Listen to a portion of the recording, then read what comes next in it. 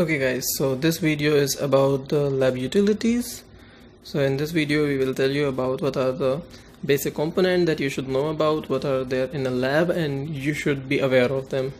So even if you don't know in detail, it's okay, because we can provide you some information on that, but I just want to introduce to you what they are and how they look like, so that at least when we talk about them in our different video lectures, you feel that you know them just by term. So the thing that you see in front of you is we call it a measuring cylinder. So as you can see, it's of 100 ml measuring cylinder, and then here you can see, so 100, 90, 80, 70. So that means you can measure a volume of until 100 ml in this, and we use these measuring cylinder to add water, to prepare buffer, to prepare media, and etc. These measuring cylinder can be of different volume range. So let's say here you see 50 ml measuring cylinder, and here you can see a 250 ml measuring cylinder.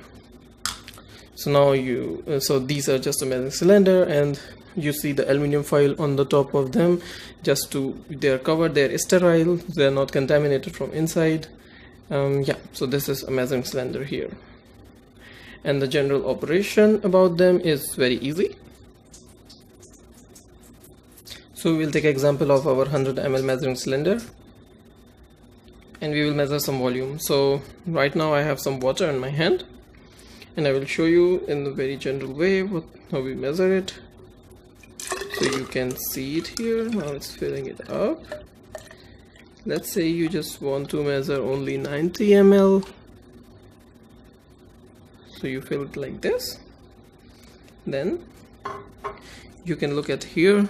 So this is 80, here is 90, but we only get about the right feeling when you put it in a plane. So now we put it in our bench, and then we can see. So this is 90 here, and it is filled till here. So if you just shake a little bit, you can see it. Yeah, so that's how you measure, and then you add it wherever you want to add. So we will tell you about in our buffer exercise where we use the measuring cylinder. Okay, cool. I will now introduce you with another set of lab utilities. We call them beaker. And I hope you already familiar with the term beaker, because if any of you have attended the chemistry classes, you have heard about the beakers, right? So here you can see the three types of beaker. They are of a different volume. Let's start with this one. So here, this is a plastic beaker, and here you can see it's a 250 ml. So you can also use the beaker to measure the volume. Let's say this one is 2 liter, 2000 ml, it's 2 liter, and then this one is 500 ml. So these can also be used to measure the volume, but they are less accurate than the measuring cylinder. And again, they only give you the rough estimation of volume. So beaker can also be used. They can be used to measure a large amount of volume. For example, you can see here in 2 liter beaker. So if you want to prepare a media 2 liter, then you can use this much big beaker. Oh, okay. So I'm sorry. The media is like, if you want to put the bacteria, you have to prepare the culture media. So we can prepare those culture media in these beakers. Yeah, great.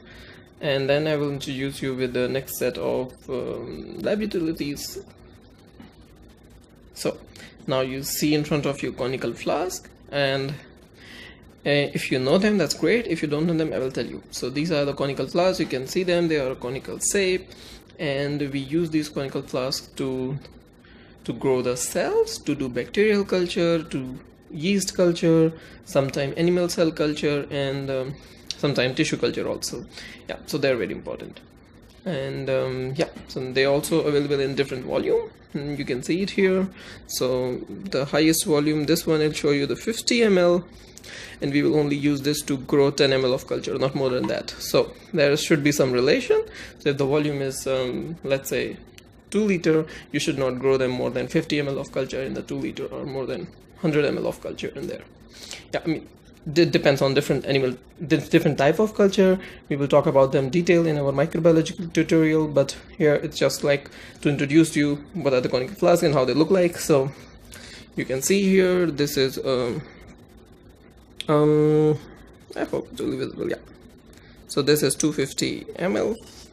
We use it to grow 50 ml of culture, and then you can see again here, so yeah, it's 1 liter, and we grow them not more than 500 ml of culture in this.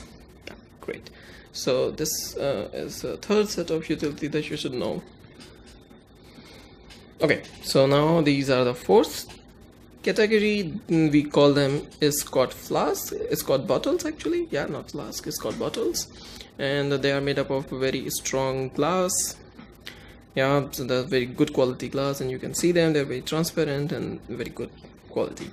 Yeah, and in this also you can see that there is some kind of volumetric ratio, the volumetric estimation. So it is like 400 ml till here, and this is a 500 ml flask. So you can find it, it's written here, it's a 500 ml Scott Duron bottle.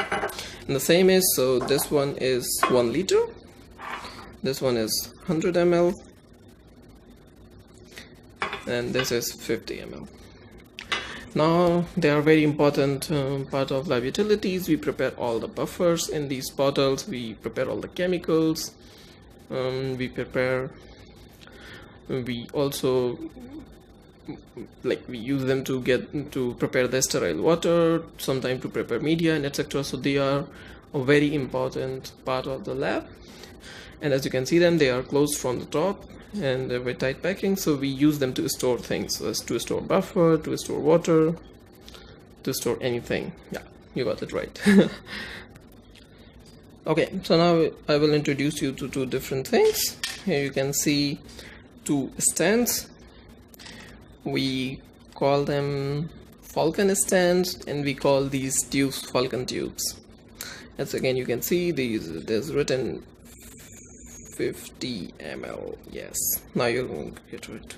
So this is 50 ml, and you can see them, there are 15 ml. So this is 15, this is 50, and these stands, we call those stands a Falcon stand.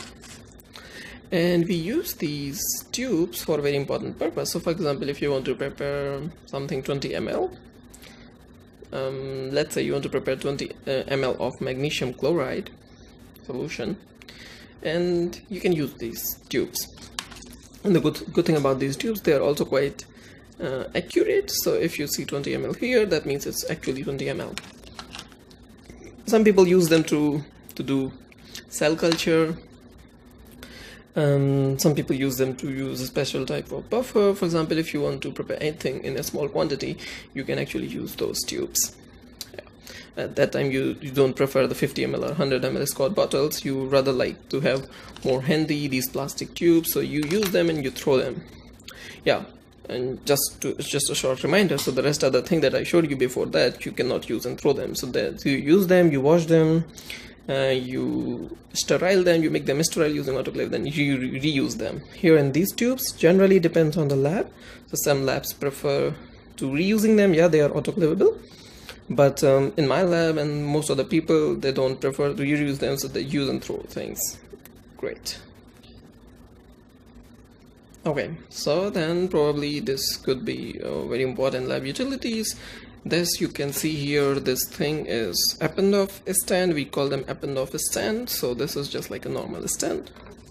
You put them here, and then in these holes you can put the Eppendorfs, and how we will see this. So then now you can see these bottles, these are the Eppendorf tubes. We use them in a different purpose and variety of purpose, and they can be of different volume. Generally the most common and most popular Eppendorfs are of 1.5 ml. And why they are closed with this, with aluminum foil bottles, because we use them after sterilization. So we sterilize them using autoclave. For autoclave, I will tell you in detail. They're here. This tutorial is just to make you familiar with the different terms that are common, and you should know them. Yeah. And then yeah, exactly, you see this. So now I can pick some tubes for you and I can show you what they are. So this is a 1.5 ml tube, and they'll somewhere written 1.5 ml. Let's find it out where it is. Just give me a second. So you can see this is 0.5, this is 1, and this is written 1.5 ml. So this is 1.5 ml Eppendorf tube. That's how we do it. We close it and we can open them like this. Great. And this is the stand which we use it.